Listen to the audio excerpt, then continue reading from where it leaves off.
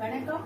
இது நம்ம கிச்சன்ல நம்ம இன்னைக்கு என்ன பண்ண போறோம்னா பீன்ஸ், பயத்தம்பருப்பு, தேங்காய் எல்லாத்தையும் போட்டு ஒரு கறி பண்ண போறோம். இப்ப அதுக்கு எண்ணெய் வச்சுருந்தாச்சு. சட்டியில எந்த எண்ணெய் வேணாலும் வச்சுக்கலாம். அதுக்கு தேவையான பொருட்கள்: கடுகு தாளிக்கணும், கடுகு நல்லா வெடிக்கணும். கடுகு வெடிக்குது. இந்த மாதிரி உடைச்ச உளுத்தம்பருப்பு போடணும். இதுக்கு மிளகாத்தூள் போட வேண்டாம். இந்த மாரி வத்த மிளகாய் கிள்ளி இந்த மாரி போடணும். நீங்களும் இந்த மாதிரி காம்பை எடுத்துட்டு இந்த மாதிரி கட் பண்ணி இதில் வச்சுட்டா இப்போ சமையல் பண்ணும்போது போடுறதுக்கு உங்களுக்கு வசதியா இருக்கும். கருவேப்பிலாம் வேண்டாம். ஏன்னா பீன்ஸும் பச்சை கலரா இருக்கும், கருவேப்பிலையும் பச்சை கலரா இருக்கும். குழந்தைங்க சாப்பிடாதுங்க.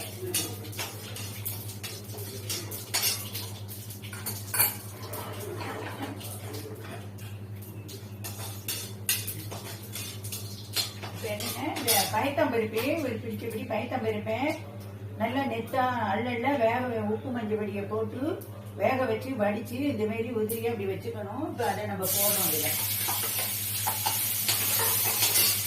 நெக்ஸ்ட் என்ன பண்றோம்னா இந்த பீன்ஸ்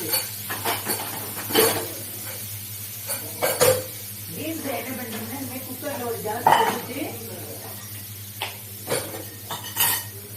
குக்கர்ல தண்ணி வைக்கிறீங்க. இந்த மாதிரி ஒரு ஸ்டாண்ட போடுறீங்க. பீன்ஸ் நல்லா பொடி பொடியா நறுக்கி அலசி இதுல போடுறீங்க. இந்த மாதிரி ஸ்டீம் குக் பண்றீங்க. குக் பண்ணின பீன்ஸ இப்ப இதுல நம்ம போடணும்.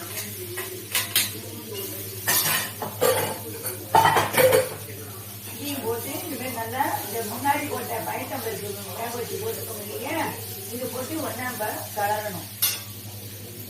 இப்போ இதுக்கு சர்க்கரை போடணும்.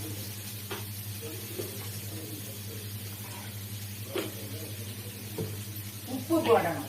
இந்த டிஷ்ஷுக்கு தேவையான உப்பு.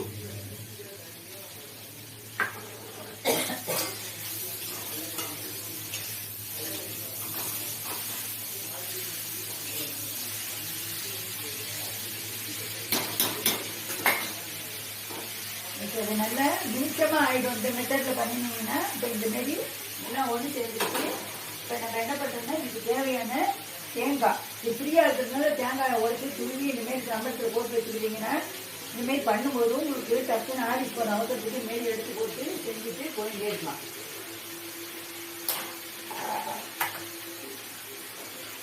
இது மாதிரி தேங்காய் அளவுக்கு தேங்காய் போட்டாச்சு. இப்போ இந்த டிஷ்ஷு ரெடி ஆயிடுச்சு. இதை நம்ம சர்விங் டிஷ்ஷுக்கு மாற்ற போகிறோம்.